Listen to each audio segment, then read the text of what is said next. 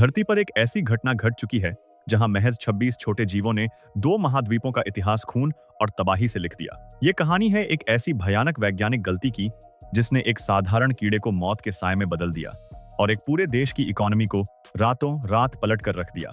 सोचिए, आप एक शांत मैदान में अकेले हैं और अचानक एक हल्की सी भिनभिनाहट एक भयानक शोर में बदल जाती है। आसमान में एक काला बादल छा जाता है जो बारिश का नहीं बल्कि हजारों आक्रामक जानलेवा मक्खियों का है। वो आप पर मौत बनकर टूट पड़ती हैं। आपके पास भागने की कोई जगह नहीं है। दोस्तों, ये कोई हॉलीवुड की हॉरर मूवी का सीन नहीं, बल्कि एक खौफनाक सच्चाई है जिसने सैकड़ों लोगों की जान ली और हजारों परिवारों को सड़क पर ला दिया। सिर्फ 26 छोटे इंसेक्ट्स ने एक पूरे महाद्वीप कॉन्टिनेंट की किस्मत बदल दी। आज मैं आपको अफ्रीकन किलर बीज की वो कहानी सुनाने जा रहा हूँ जिसे सुनकर आपके रोंगटे खड़े हो जाएंगे। इस कहानी का अंत इतना रहस्यमयी और डरावना है कि वो आपका दिमाग घुमाकर रख देगा। वीडियो को एंड तक जरूर देखिएगा क्योंकि ये सफर पल पल आपको एक नए खौफ का एहसास करवाएगा। लेकिन आगे बढ़ने से पहले आपसे एक रिक्वेस्ट है, अगर आप हमारे चैनल पर नए हैं तो इसे प्लीज सब्सक्राइब जरूर कर लीजिए और अगर वीडियो अच्छा लगे तो लाइक करना मत भूलिएगा। एक साइंटिस्ट का बड़ा सपना और मौत का बुलावा। 1957 ब्राजील। कहानी की शुरुआत साल 1957 में साउथ अमेरिका के देश ब्राजील से होती है। वहां वॉरविक एस्टेवैम कर नाम के एक ब्रिलियंट जेनेटिसिस्ट के सामने एक बड़ी प्रॉब्लम थी। ब्राजील के मधुमक्खी पालन में यूरोपियन मधुमक्खियों का इस्तेमाल होता था, पर वहां की बेतहाशा गर्मी इन मक्खियों को बिल्कुल रास नहीं आ रही थी। ये मक्खियां आलसी होकर कम शहद बनाती और भयंकर गर्मी से तड़प कर मर जाती थीं। कर ने एक बेहद खतरनाक आइडिया सोचा। उन्होंने इन शांत यूरोपियन मक्खियों का क्रॉस ब्रीड वाइल्ड अफ्रीकन मक्खियों के साथ करवाने का फैसला किया। अफ्रीकन मक्खियां खतरनाक माहौल में इवॉल्व हुई थीं, इसलिए वो बहुत स्ट्रॉन्ग, आक्रामक और ज्यादा शहद बनाने वाली थीं। तांजानिया से 47 अफ्रीकन रानी मक्खियां लाए। उनका मकसद एक परफेक्ट हाइब्रिड बनाना था। कर को इनके अंदर छुपे शैतान का पूरा अंदाजा था, इसलिए उन्होंने इन रानी मक्खियों को एक स्पेशल क्वीन एक्सक्लूडर नाम की जाली वाले छत्तों में कैद रखा। सब कंट्रोल में लग रहा था, पर एक अदृश्य तबाही बस एक छोटी सी गलती का इंतजार कर रही थी। वो एक छोटी सी भूल जिसने तबाही का दरवाजा खोल दिया। 26 अक्टूबर 1957। ये वो मनहूस तारीख है जब 2 कॉन्टिनेंट्स का बायोलॉजिकल नक्शा पूरी तरह बदलने वाला था। कर का एक लोकल हेल्पर वहां काम कर रहा था। उसने देखा कि छत्तों की जाली से मक्खियों को काम करने में परेशानी हो रही है। बिना किसी से पूछे और बिना अंजाम का अंदाजा लगाए उस आदमी ने 26 छत्तों से वो जाली हटा दी। ये एक ऐसी भूल थी जिसकी कीमत इंसानियत को अपने खून से चुकानी थी। जाली हटते ही 26 अफ्रीकन रानी मक्खियां अपने खतरनाक झुंड के साथ उड़कर आजाद हो गईं। कर के पैरों तले जमीन खिसक गई। सर्च टीम सिर्फ एक रानी मक्खी को पकड़ पाई। बाकी 25 रानी मक्खियां ब्राजील के घने जंगलों में गायब हो गईं। यहीं से शुरू हुआ उनका अमेरिका पर कब्जा करने का वो खौफनाक सफर जिसने इंसानियत को घुटनों पर ला दिया। कब्जे का खौफनाक तरीका, एक शांत लेकिन खतरनाक हमला। शुरुआती सालों में लगा जैसे सब ठीक है। साइंटिस्ट्स को लगा कि बड़ी यूरोपियन आबादी में अफ्रीकन मक्खियों के अग्रेसिव जीन्स अपने आप खत्म हो जाएंगे, पर नेचर के प्लान बहुत ज्यादा भयानक थे। ये अफ्रीकन मक्खियां सर्वाइवल में मॉन्स्टर्स की तरह थीं। इनका रिप्रोडक्शन रेट बहुत फास्ट था और वर्कर मक्खियां मशीन की तरह काम करती थीं। सबसे डरावनी बात थी दूसरे छत्तों पर कब्जा करने का इनका सीरियल किलर जैसा तरीका।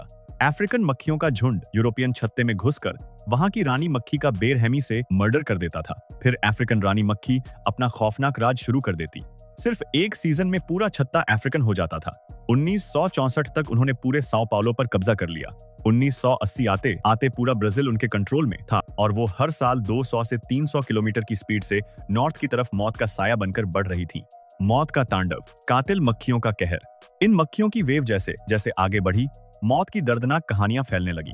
खेत में किसान, खेलते बच्चे या सड़क पर बुजुर्ग, जो भी इनके घोंसले के पास आता, ये उस पर जानलेवा हमला कर देती थी। हैरान करने वाली बात यह है कि इनका जहर किसी नॉर्मल यूरोपियन मक्खी से ज्यादा खतरनाक नहीं होता। असली प्रॉब्लम थी इनकी गिनती और ट्रेंड आर्मी जैसा बिहेवियर। यूरोपियन मक्खी खतरे पर कुछ दर्जन मक्खियां भेजती है, पर अफ्रीकन मक्खी अपने छत्ते से हजारों मक्खियों को मौत बनकर भेजती है। एक आदमी को सिर्फ 5 मिनट के अंदर 8000 बार डंक मारा गया था। खतरे पर रिएक्ट करने के लिए यूरोपियन मक्खी 30 सेकंड्स लेती है, वहीं अफ्रीकन मक्खी सिर्फ 3 सेकंड्स में कहर बरपा देती है। हल्की वाइब्रेशन, तेज आवाज या डार्क कपड़े इनके भयानक गुस्से को भड़का सकते थे। सबसे डरावना सच ये है कि ये एक स्पेशल अलार्म फेरोमोन रिलीज करके अपने दुश्मन को याद रखती हैं और स्मेल से पहचान कर दोबारा अटैक करती हैं। मेक्सिको की तबाही, एक देश का खौफनाक संघर्ष। 1980 के दशक के मिड तक ये जानलेवा फौज मेक्सिको के बॉर्डर्स पार करके सदर्न हिस्से में घुस चुकी थी। मेक्सिकन गवर्नमेंट की सारी कोशिशें नाकाम रहीं। ये मक्खियां कई मील उड़कर पेड़ के खोखले हिस्सों या पुरानी बिल्डिंग्स में अपना खौफनाक घर बना लेती थीं। मेक्सिको में कुछ ही महीनों बाद मौत का ऐसा सिलसिला शुरू हुआ जिसने रूह कंपा दी। घास काटते एक किसान की मशीन की वाइब्रेशन से मक्खियां जागी और 1 घंटे बाद उसकी बॉडी पर हजारों डंक मिले। एक शहर के बाहर पेड़ पर बैठे स्वार्म ने गुजरते लोगों पर एक साथ अटैक कर दिया। 28 लोगों का शरीर डंक से छलनी हो गया, जिनमें 18 को तुरंत हॉस्पिटल में जिंदगी और मौत से लड़ने के लिए भर्ती करना पड़ा। सरकार ने बीकीपिंग में आपातकाल घोषित कर दिया। हजारों छोटे मधुमक्खी पालक बैंकरप्ट होकर सड़क पर आ गए। बिना महंगे सूट्स के काम करना सीधा मौत को बुलावा देना था, इसलिए कई लोगों ने खौफ के मारे अपने छत्ते खुद ही जला दिए।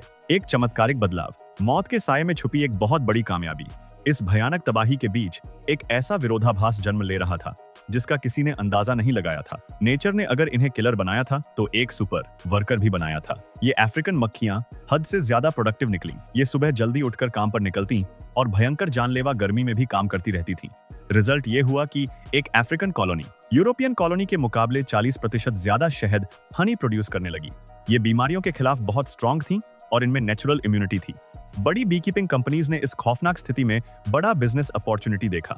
उन्होंने प्रोफेशनल इक्विपमेंट पर इन्वेस्ट किया और स्टाफ को मौत के मुंह में जाकर ट्रेनिंग दी। 1980 में मेक्सिको सालाना 40,000 टन शहद बनाता था, पर साल 2000 आते आते ये प्रोडक्शन बढ़कर 57,000 टन हो गया। 20 सालों में 42% की ग्रोथ ने मेक्सिको को दुनिया का तीसरा सबसे बड़ा हनी एक्सपोर्टर बना दिया, चाइना और अर्जेंटीना के बाद।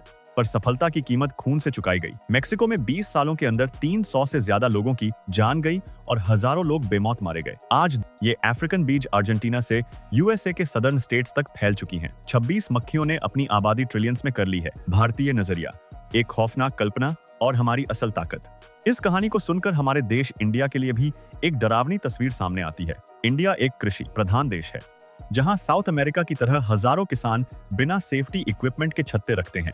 ये सोचना रूह कंपा देता है कि अगर ऐसी विदेशी प्रजाति हमारे इकोसिस्टम में घुस आए तो कैसा हाहाकार मचेगा। लेकिन इसमें इंडिया के लिए एक बड़ा मैसेज भी है। हमारे लोग हर रोज भयानक सूखा, बाढ़ और नए कीटों का सामना करते हैं। जैसे मेक्सिको के लोगों ने मौत के साए में हार मानने की बजाय खुद को अडेप्ट किया, वही अटूट जज्बा हमारे लोगों में भी है, जिसे हम जुगाड़ और रेजिलियंस कहते हैं। तबाही के आगे घुटने टेकने की बजाय मुसीबत को अपनी ताकत बना लेना, ये हर विकासशील देश के लिए एक बहुत बड़ी सीख है। एक डराने वाला सच, इस खौफनाक घटना ने साबित कर दिया कि इंसान के घमंड और नेचर के टकराव में नेचर हमेशा भयानक तरीके से जीतती है। महज 26 मक्खियों ने साइंस के गुरूर को तोड़ दिया, पर साथ ही इसने इंसानियत की अद्भुत क्षमता दिखाई, जहां हम सबसे जानलेवा स्थिति को भी फायदे में बदल सकते हैं।